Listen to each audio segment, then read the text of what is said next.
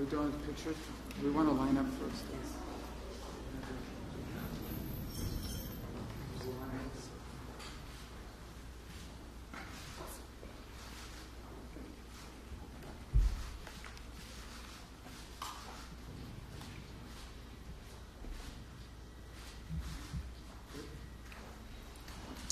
Welcome. Well, thank you all for joining us here today. I'm reminded by my colleagues from India, Australia, and Japan that within an hour of becoming the Secretary of State of the United States, this was my first meeting. So we like to do these every 6 months, right? Every 5 months.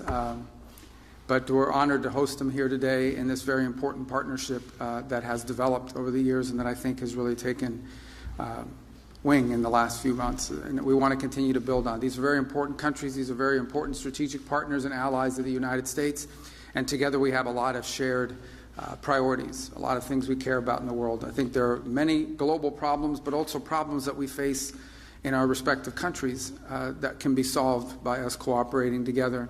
One of the challenges upon coming, although this is a great partnership and a great forum in which to discuss these issues, one of the challenges has been something new like this, is turning meetings and gatherings where we talk about ideas and concepts into a vehicle for action, into a vehicle for actually being able to take concrete actions. And that's the next step in this great partnership, is to actually begin to see concrete actions and steps being taken in conjunction with one another, in coordination with one another, in partnership with one another for the benefit of our respective countries and ultimately of many other countries in the world. There are many countries that are going to benefit from this partnership even though they're not members of it. And it's not simply a security matter. It's largely, in many cases, about economic development. In fact, later today we'll be hosting here in this building a number of companies. I think over 30 or 40 companies was the last count. Representing all four of our countries, companies that are doing businesses in these countries or who are domiciled in these countries and who are going to be visiting here to talk about things we can work together on. And there are many topics that we can work on and focus on. One that I've personally been very focused on is diversifying the global supply chain of critical minerals, not just access to the raw material, but also access to the ability to process and refine it to usable material. It's critical for all technologies and for all industries across the board. And so having a diverse and reliable global supply chain of these is just one example of many that we can focus on and build upon and achieve some real progress on. So that's the hope for this partnership. That's why it's so important to host it here today. And in addition to the bilateral relationships we have with each of the three partner nations that are here, it's also important within this forum to turn it into one where we begin to focus on specific issues that we want to work together on and begin to deliver action on those issues. And today's the next step in that process. It's an honor to host them. And now I'm going to ask who's become a friend. I've seen him a number of times now in just 6 months on the job, and I was just telling how much he travels. I follow the news, and every time I see he's somewhere else in the world, so he's been very busy. But my colleague from India, who will be followed by my colleague from Australia, and then, of course, Japan, who I've also seen quite a number of times. In fact, I've seen you more than my own children, and because he's at some of the same forums that we've been on, and it's been an important partnership as well. So I'm grateful to all of you for being here today. Welcome to the State Department. Welcome to Washington. And I look forward to visiting you in your respective countries as well, and for the progress that we're making together in this very, very important partnership and forum that we've created. So thank you. Thank you. Thank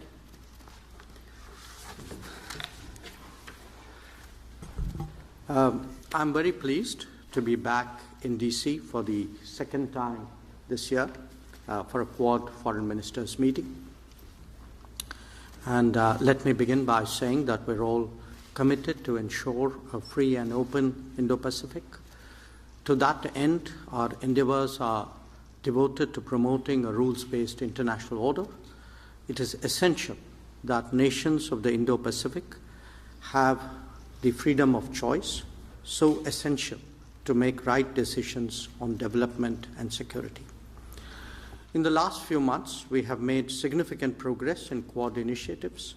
They include the maritime domain, logistics, education, and political coordination. We will be discussing that in greater detail. The working of the Quad has also been made more efficient through streamlining the working groups, a more cohesive nimble and focused Quad will certainly help deliver better.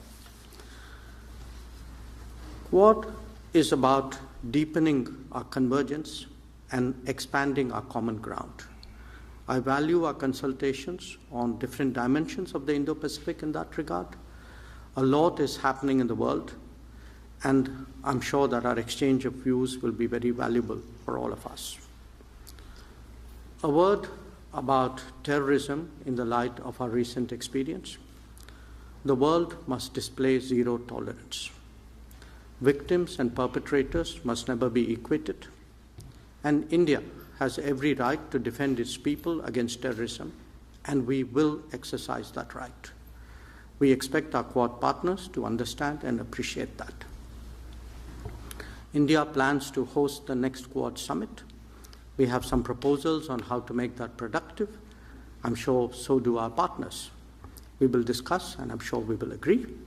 Once again, I thank Secretary Rubio for hosting us today, and I look forward to our discussions. Thank you.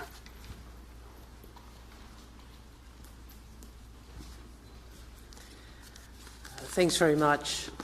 It's really wonderful to be back here in Washington. It was such an honour to be asked, be invited to attend the inauguration of President Trump in January and to attend it with my colleagues from India and Japan. And Secretary Rubio, it was indeed your first few hours of being the Secretary of State. It was such an honour to meet with you, and I look forward. Thank you for the engagement over, particularly this last little period with the Middle East, and then obviously we look forward to your visit to the ASEAN set of meetings in our region. We understand how important this partnership is. It is such an important partnership for the world, is such an important partnership for our region, it's such an important partnership for the countries represented. The importance of our partnership is highlighted by the urgency of the strategic challenges that we all face. In his testimony to his confirmation hearings, the Secretary spoke about the future of the 21st century being made in this region, being shaped in this region, and Australia agrees. This is a very important Quad meeting, as always, and unfortunately we meet against the backdrop of conflict and of escalating competition.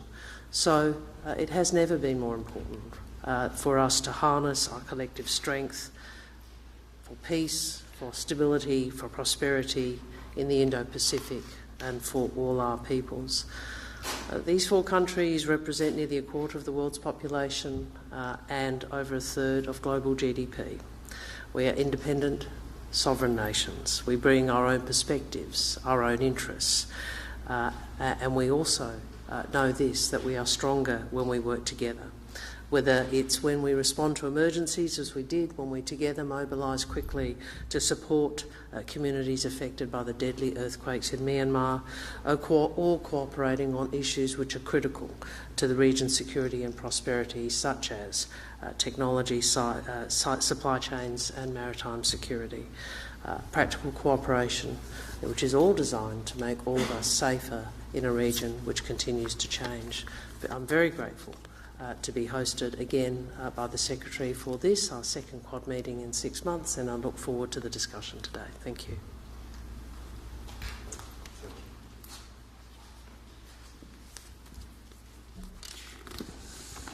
本日マルコのイニシアティブで、本年2回目の日米豪印外相会合を開催できることを大変嬉しく思います。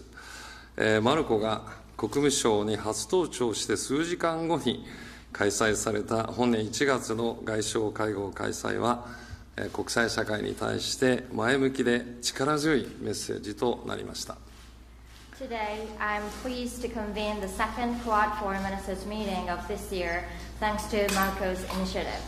The previous Foreign Ministers meeting in January took place just a few hours after Marco's first day at the State Department, and I believe that sent a positive and a strong message to the international community.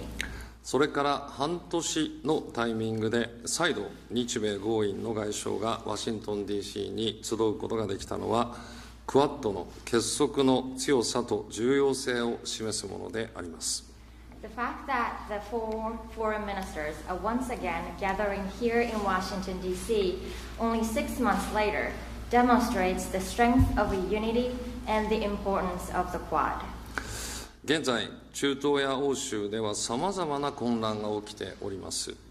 我々4カ国が位置するインド太平洋は世界人口の半数以上を要する世界経済の成長エンジンであり、インド太平洋地域の平和と安定は国際社会の繁栄にとって不可欠であります。インド太平洋地域の平和と安定のために、地域の大国である日米豪印4カ国が果たせる役割は大変大きなものがございます。Currently, there is turmoil in the Middle East and Europe. The Indo-Pacific region, where our four countries are located, is the growth engine of the global economy, accounting for more than half of the world's population. With this, the peace and stability of the Indo-Pacific region are essential for the prosperity of international community. The four countries, as major powers in the region, have an important role to play in ensuring peace and stability in the Indo-Pacific region. 本日は現下の国際情勢について戦略的な観点から議論を深めたいと思います。また、自由で開かれたインド太平洋の実現のために、地域諸国に裨益する今後の協力などについてしっかりと意見交換したいと思います。ありがとうございます。Today, I'm looking forward to engaging in in-depth strategic discussions on the current international situation. Additionally, we will exchange views on future cooperation that will benefit countries in the region in order to advance the realization of a free and open Indo-Pacific. Thank you very much. Thank you.